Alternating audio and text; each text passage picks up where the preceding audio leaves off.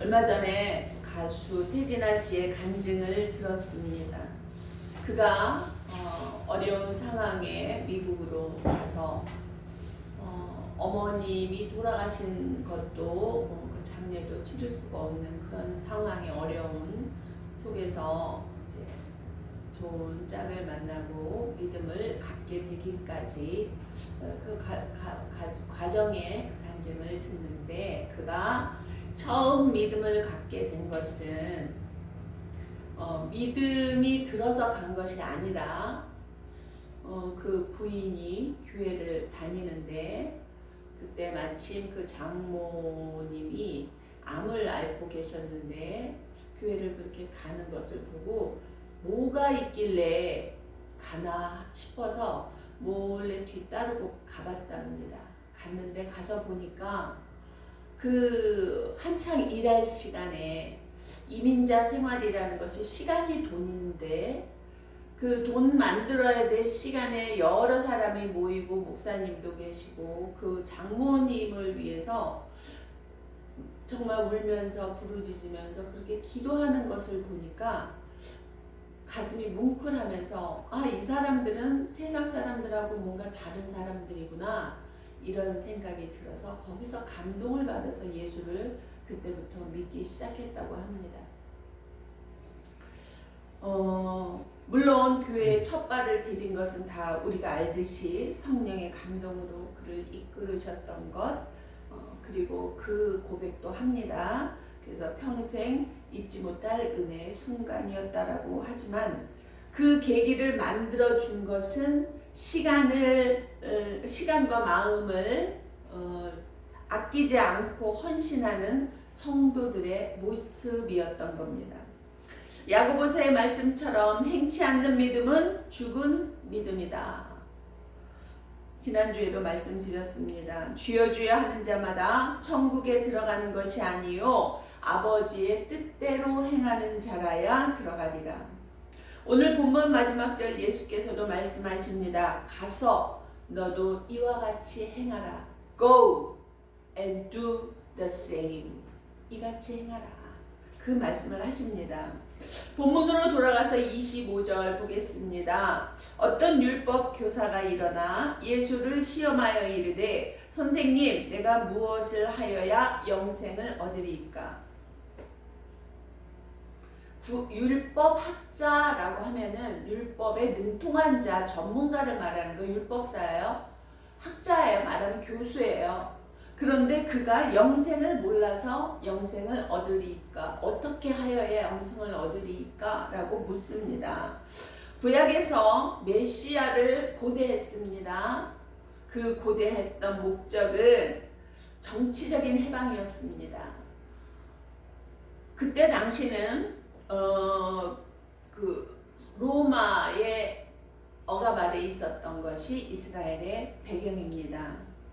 사실 이스라엘이 망하게 된 원인은 586년에 아수르에 의해서 722년에 아수르에 의해서 멸망을 했고 북이스라엘이 남유다가 바벨론에 의해서 586년에 망했습니다.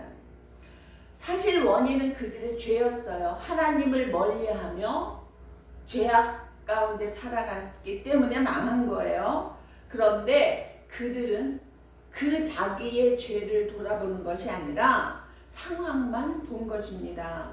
그래서 다윗 시대와 같이 번영과 정의와 평화가 넘치는 그런 황금기를 회복하고 싶었던 겁니다. 그래서 메시아가 오기를 기다렸어요.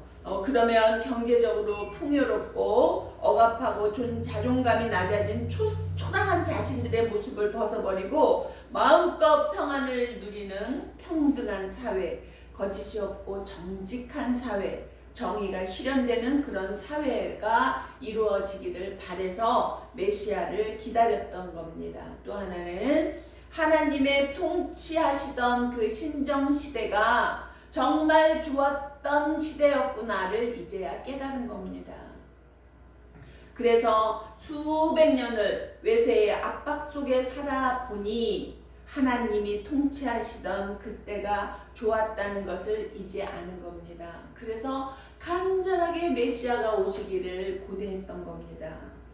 그런데 내가 메시아다, 내가 그 예수다 라고 말씀하시는 예수라는 사람이 나타나서 자꾸 회개하라 그래요.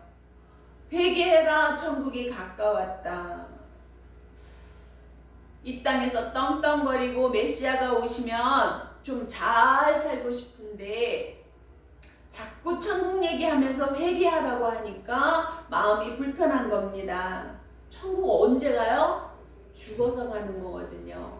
그러니까 이 땅에서 떵떵거리고 잘 살고 싶은데 자꾸 죽어서 천국 갈 준비를 하라니 참 불편했는데, 그래도 25절에 율법사는 하나님의 말씀, 주님의 말씀을 들으러 그 자리에 온 겁니다. 근데 오늘 본문에 보면은 시험하여, 율법사가 시험하여 라고 말씀하시는데 영어를 보면 An expert in the law of Moses, 모세오경의 전문가라고 얘기했습니다. 모세오경 말씀의 전문가가 asked Jesus a question, 예수님에게 질문 하나를 했다. To see what he would say, 보려고, 뭘 보려고요? What he would say, 그가 뭐라고 말씀하시는지 보려고 영생에 대해서 질문을 한 거예요. 시험하여 라고 했지만 그 뜻보다는 영생에 대해, 천국에 대해 얘기를 하니 그게 무슨 뜻인가 궁금했던 겁니다. 그래서 좀 더 자세히 듣고 싶었던 겁니다. 영생을 얻으려면 어떻게 해야 하나고 묻는 겁니다. 그것의 답변은 자비로운 사마리아인의 비유였습니다. 그때 당시 사마리아인은 유대인으로는 취급하지 않았습니다. 왜냐하면 아수르에 의해서 먼저 722년에 멸망했잖아요, 북이스라엘이. 그리고는 그들과 함께 혼인을 하다 보니까 한마디로 말해서 외국에 혈통이 들어온 거예요. 그러니 거의 외국 사람인 거죠. 그러다 보니 그들을 온전히 하나님의 선택을 받았던 선민 사상이 너무도 강했던 그들에게 사마리아인은 유대인이 더 이상 아니었던 겁니다.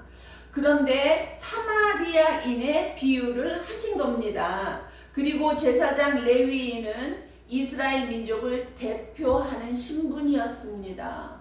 그런데 그런 그들도 이웃이 아니고 인간 취급도 안 하는 사마리아인이 오히려 이웃이 되는 거예요. 이 이야기 속에는 믿음, 구원, 영생에 대한 답을 한마디로 결정 지으신 놀라운 말씀이었습니다. 예수님께서 오늘 본문에 앞서 24절에 이렇게 말씀하십니다. 내가 너희에게 말하노니 많은 선지자와 임금이 너희가 보는 바를 보고자 하였으되 보지 못하였고 듣고자 하였으되 듣지 못하였느니라. 영생에 대한 말씀이 구약에서는 토탈 4번밖에 안 나옵니다.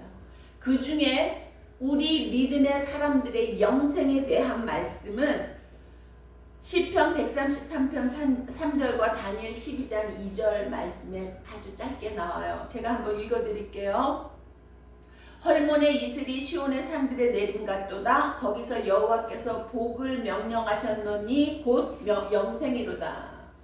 이것이 우리가 영생을 해야만 한다는 막 그런 절절한 그런 어떤 내용이 없습니다. 다니엘 12장 2절 보면 땅의 티끌 가운데서 자는 자 중에서 많은 사람이 깨어나 영생을 받는 자도 있겠고 수치를 당하여 영원히 부끄러움을 당할 자도 있을 것이며, 지금 예언을 했는데 다니엘이 이렇게 말씀하세요. 그러면 구약의 예수를 만나기 이전에도 그들 중에 하나님을 신뢰했던 자들에게는 영생이 임한다는 말씀인데 이 2절밖에는 영생에 대한 말씀이 없었습니다. 모세오경을 통해서 영생을 직접적으로 얘기한 것이 없어요. 그래서 명색이 율법학자인데, 율법은 물론이요 이스라엘의 역사라면 알 만큼 아는데 영생을 알긴 하는데 영생을 목적으로 살지는 않았던 겁니다.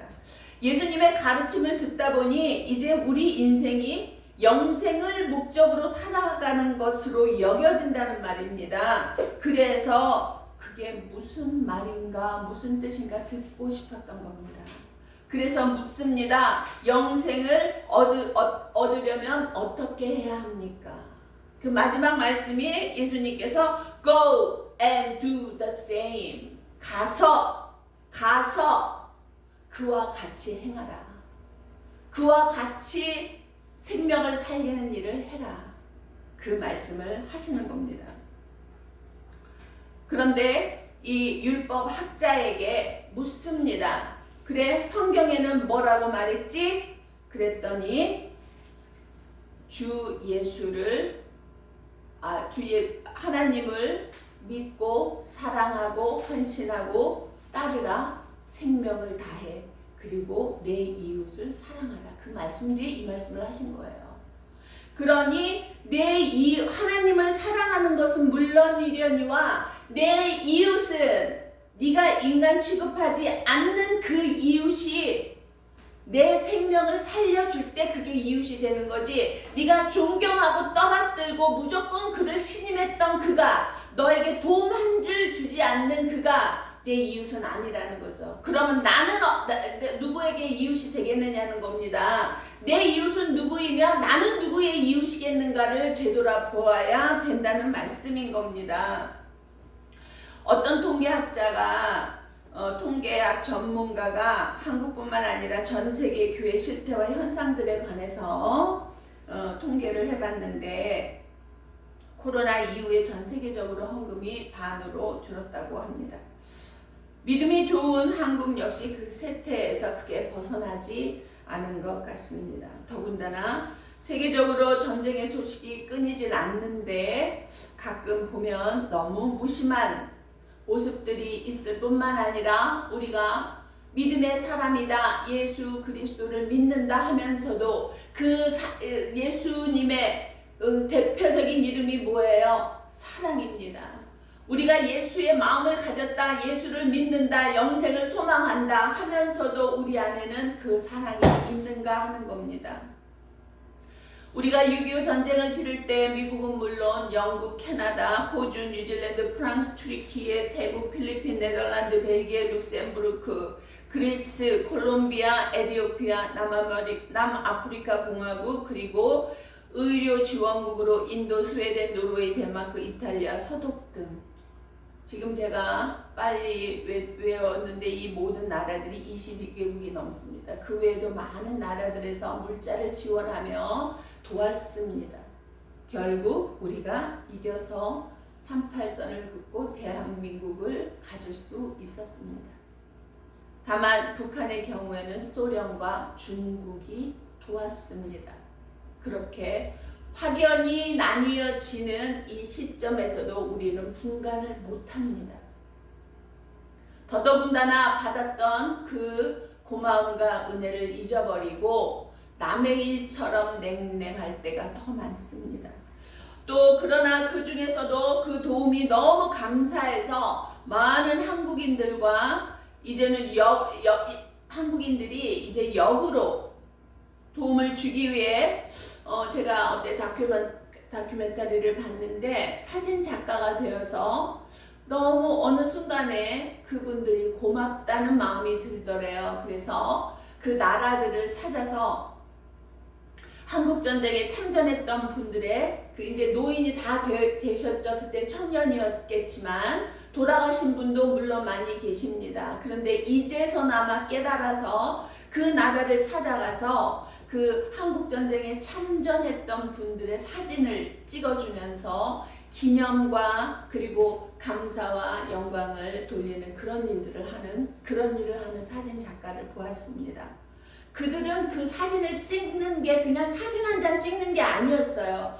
그 죽음의 터에 가서 자기가 생명 걸고 그 나라를 위해서 일해줬는데 그 후손이 와서 감사와 영광을 자기에게 다시 되돌릴 때 그 기쁨, 감격이 얼마만하겠습니까? 헛되지 않다라고 생각하고 죽음을 맞이할 수 있지 않을까요? 너무 감사하고 기뻐서 눈물을 다들 흘렸습니다.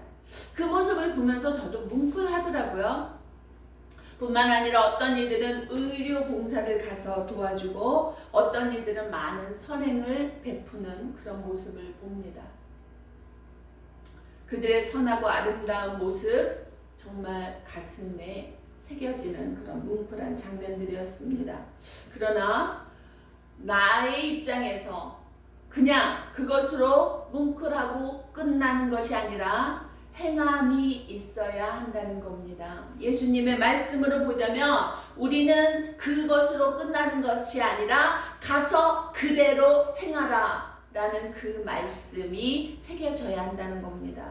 선을 알고도 행치 않는 것은 악이라 그 성경을 말씀하십니다. 오늘 주님께서도 사마리아인이 선한 줄 알거든 너도 가서 그대로 행하라. 이것이 영생의 길이다. 라고 대답하십니다. 그러면 우리는 먼저 내 이웃이 누가 될 것인가? 내 이웃이 누구인가를 알아봐야 할 것입니다.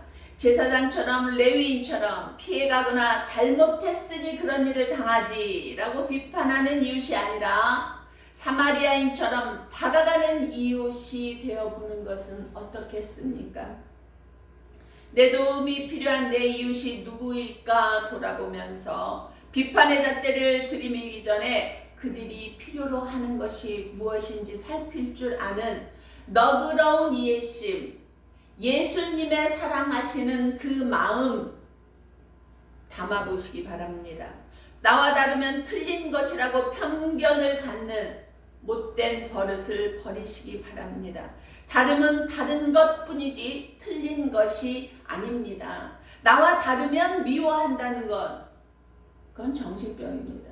나와 다르면 다른 것이지 틀린 것이 아니에요. 내가 다 옳고 정확한 것이 아니라는 겁니다. 그런데 요즘은 나와 다르면 왕따시키잖아요. 학교에서도 어린아이들조차 나와 다른 연약함을 가진 자들을 못 살게 굴잖아요. 죽게 만들잖아요. 그리고 내 아이는 잘못한 게 없다. 애들끼리 놀다 보면 그럴 수 있다. 그래서 미국에서요, 한 학생이 같은 학우들을 괴롭히다가 죽였어요. 결국은 괴롭히다 총을 가져와서 막 발사를 해서 많은 학생들이, 여러 학생이 죽었어요. 그랬는데 법원에서 결정을 내리기를 그 학생은 영원히 종신형을 살게 했고요. 그 부모들은 15년을 걔가 그렇게 한 게 우리 잘못이 아니다라고 법정에서 너무 뻔뻔하게 미안해하고 죄책감을 갖는 게 아니라 뻔뻔하게 우리 잘못 아니지 않느냐, 걔가 한 거 아니냐, 내 자식이지만 걔가 한 거 아니냐라고 그런 회개하는 마음 없이, 미안한 마음 없이, 죄책감 없이 말하는 것이 괘씸하여서 판사가 15년 각각 구형을 했습니다. 연대 책임이라는 것이 있습니다. 좀 억울할 수도 있겠지만 그가 그렇게까지 되도록 방치한 것도 죄입니다. 내 이웃이 그렇게 어려워서 자살하게 만드는 것 내 죄입니다. 자살하게 될 때까지 그대로 방치한 것 내 죄입니다.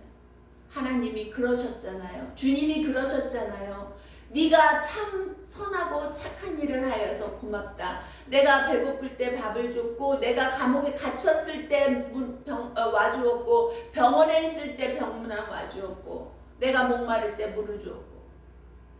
깜짝 놀라잖아요. 아니 제가 주님이 그러신 적이 어디 있으며 그러실 때 제가 또 뭘 그렇게 했다고 그렇게 말씀하십니까? 아니, 그런 자들에게 베푼 것이 나에게 베푼 것이다. 그게 영생의 열쇠가 되는 겁니다.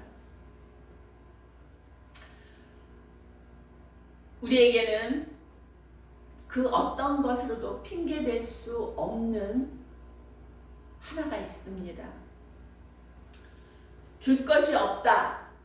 이거는 핑계입니다. 우리에게는 예수님의 마음이 있습니다.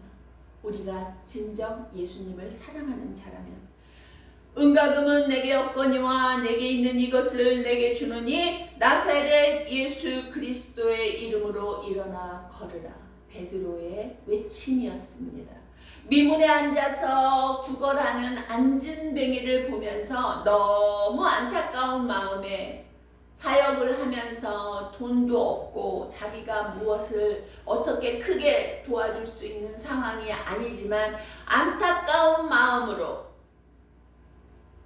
그 안진뱅이를 바라본 그 예수의 가슴이 있었던 겁니다.